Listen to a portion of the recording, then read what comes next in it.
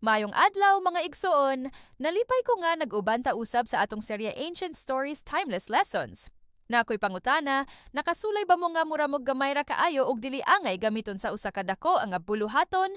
Kahit ako, nakasinati ko ana. Sa usa ka panahon, gihatagan ko og responsibilidad nga murag sobra ra kaayo para nako. Ang una nakong reaksyon mao ang, ngano man ako Lord, daghan pa man mas maayo, mas bright, mas kusgan kaysa nako. Pero bisan gamay ko tan-aw sa akong kaugalingon, gigamit gihapon ko sa Dios sa paagi nga wala nako damha. Kamo ba, mga kaigsonan? Nakaingon na ba mo og ingon ani? Dili ko angay sa simbahan kay gamay ra kog nahibaw-an. Dili ko maayo sama sa uban, mas maayo sila mo istorya, muampo, mulid. Ako ra man ordinaryo, unsaon man nako makatabang? Tinuod ni, kasagaran kita mo hunahuna nga kung gamay ra ta, dili ta magamit sa Ginoo. Pero maogyud na ang sukwahi sa istorya ni Gideon. Atong balikan ang sugilanon sa Gideon sa libro sa mga hukom. Sa ilang panahon, gipahamtangan ang Israel sa Midianhon. Kada panahon sa ani, gilangkuban og gikuha sa kaaway ang ilang pagkaon og kabtangan.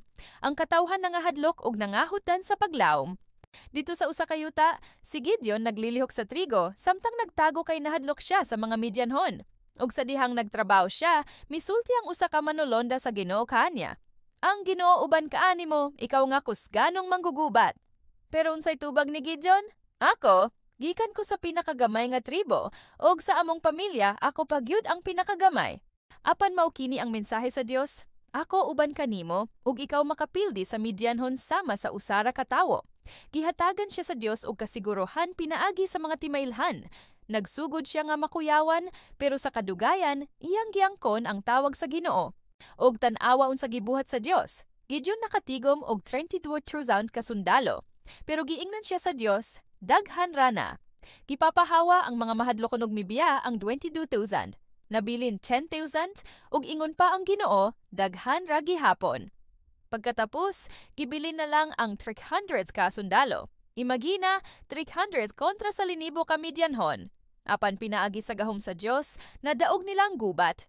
Mga igsoon, unsay leksyon nato gikan kang Gideon? Dili nato sukdon ang atong kaugalingon sa atong pagkagamay. Ang Ginoo nagtan-aw sa atong kasing-kasing og pagkamatinumanon, dili sa atong kahuyang. Ang gamay mahimong dako kung ang Dios maoy nagagamit.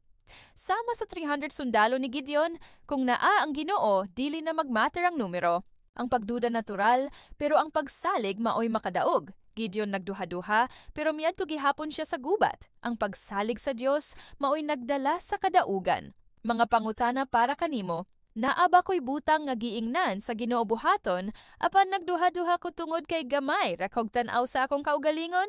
Unsang 300 nga bahin sa akong kinabuhi nga murag gamay ra, pero pwede gamiton sa Ginoo sa dako nga paagi? Nisalig ba ko sa gahom sa Dios o sa akong kaugalingong kusog lang? Mga kaigsuonan, ang sugilanon ni Gideon nagpahinumdom nga wala magtan-aw ang Ginoo kung kinsa ang pinakadako o pinakakusgan. Ang iyang gipangita mao ang kasing-kasing nga mosalig. Kung imo gibati nga gamay ra ka, hinaot nga imong madungog ang tingog sa Dios nga nag-ingon, ikaw mahimo kay ako uban kanimo. Ayaw kalimot. Kung naa ang Ginoo sa atong kiliran, bisan unsa pa nga kalisdanan, mahimo nato masugakod. Salamat sa pagpaminaw niini nga episode sa Ancient Stories Timeless Lessons. Sa sunod natong panagkita, ato na putukyon ang laing sugilanon nga maghatag kanato og kusog ug paglaom.